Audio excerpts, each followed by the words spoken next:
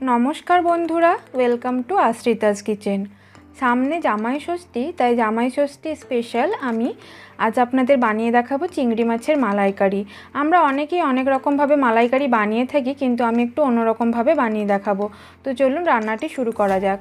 चिंगड़ी माछेर मालाइकारी बानानोर जोन्नो एखाने आमी निये निয়েছি 1 केजी 200 मतन चिंगड़ी माछ। एबारे दिये दिচ্ছি एर मध्ये सामान्य लवण और दिये दिচ্ছি सामान्य परिमाणे हलुद गुঁড়ো। एर मध्य दिए दिচ্ছি আমি सामान्य लंकार गुঁড়ো। আপনারা চাইলে এখানে গোলমরিচের গুঁড়ো ব্যবহার করতে পারেন। এবারে নুন হলুদ আর লঙ্কা গুঁড়ো খুব ভালোভাবে একসঙ্গে মাখিয়ে নেব মাছের গায়ে।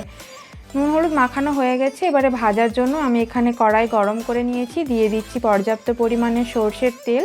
তেল গরম হয়ে গেলে এর মধ্যে দিয়ে দিচ্ছি বড় চামচের 1 চামচ দেশি ঘি। এবারে মাছগুলো এক এক করে ছেড়ে দিয়ে ভেজে নেব। আপনারা চাইলে মাছগুলো শুধু ঘি দিয়ে বা শুধু তেল দিয়েও ভাজতে পারেন। আমি এখানে দুটো মিক্স করে ভেজেছি, টেস্টটা একটু ভালো হয়। চিংড়ি মাছ খুব বেশি ভাজার দরকার নেই, হালকা একটু ভেজে তুলে নিলেই হয়ে যাবে। চিংড়ি মাছগুলো ভাজা হয়ে গেছে। এবারে আমি বাকি চিংড়ি মাছগুলো এক এক করে দিয়ে ভেজে নেব।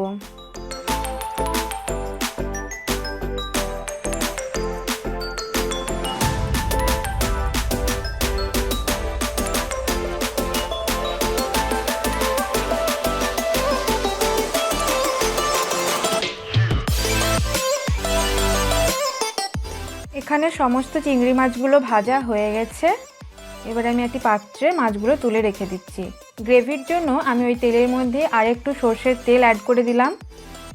এবারে তেল গরম হয়ে গেলে এর মধ্যে দিয়ে দিচ্ছি গোটা গরম মশলা। গোটা গরম মশলার মধ্যে আমি নিয়েছি গোটা এলাচ, দারচিনি আর লবঙ্গ। দিয়ে একটু নেড়ে নিয়ে এর মধ্যে দিয়ে দিচ্ছি পেঁয়াজ কুচি। এখানে আমি একটি বড় পেঁয়াজ কুচিয়ে নিয়েছি। পেঁয়াজটা হালকা ভাজা ভাজা মানে হয়ে যাওয়া পর্যন্ত পেঁয়াজটাকে ভেজে নেব। পেঁয়াজটা হালকা বাদামি হয়ে আসলে এর মধ্যে দিয়ে দিচ্ছি পেঁয়াজ বাটা। এটাও আমি দুটো মাঝারি মাপের পেঁয়াজ পেস্ট করে নিয়েছি। পেঁয়াজের যে কাঁচা গন্ধ এবং রসটা থাকে সেটা চলে যাওয়া পর্যন্ত পেঁয়াজটা ভেজে নিতে হবে। দেখুন এখানে বেশ রসটা চলে গেছে আর কাঁচা গন্ধ চলে গেছে। এই সময়ে আমি দিয়ে দিচ্ছি বড় চামচের 1.5 চামচ রসুন বাটা আর 1.5 চামচ আদা বাটা।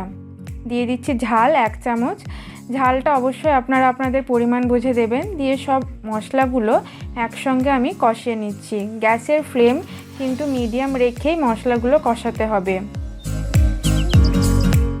মশলা কষানো হয়ে গেছে। এবারে গুঁড়ো মশলার মধ্যে দিয়ে দিচ্ছি 1 চামচ হলুদ গুঁড়ো, কাশ্মীরি লঙ্কার গুঁড়ো 1 চামচ, ধনে গুঁড়ো 1 চা চামচ, জিরে গুঁড়ো 1 চা চামচ।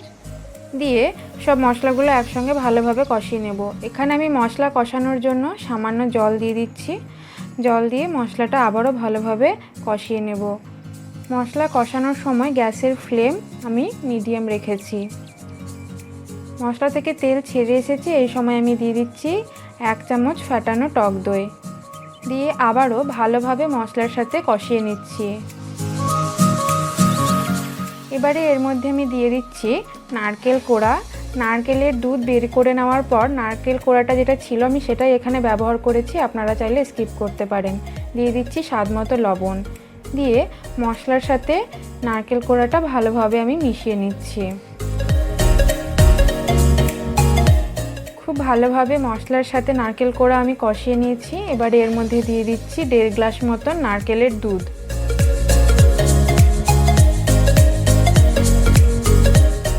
দিয়ে আবারও ভালোভাবে সবগুলো মিশিয়ে নিচ্ছি। গ্যাসের ফ্লেম এই সময় বাড়িয়ে দিয়েছি। দিয়ে দিচ্ছি 1 গ্লাস মতন জল। এবারে ঢাকা দিয়ে 15 মিনিটের জন্য হাই ফ্লেমে ফুটতে দেব। ঢাকা খুলে নিয়েছি। ঢাকা খুলে ভেজে রাখা মাছগুলো আমি দিয়ে দিচ্ছি। গ্যাসের ফ্লেম কিন্তু আমার হাই করা আছে।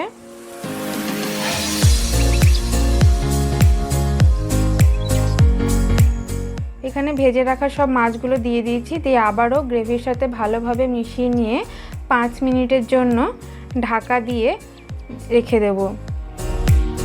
এখানে 5 মিনিটের জন্য আমি ঢাকা দিয়েছিলাম।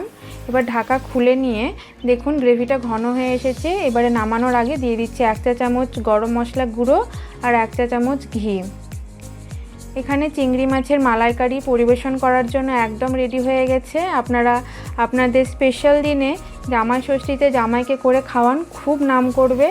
আর আজকের এই রেসিপি আপনাদের কেমন লাগলো অবশ্যই জানাবেন। যদি ভালো লেগে থাকে তাহলে প্লিজ চ্যানেলটি সাবস্ক্রাইব করবেন, ভিডিওটিতে লাইক করবেন, কমেন্ট করবেন এবং শেয়ার করে দেবেন। Thank you for watching my video.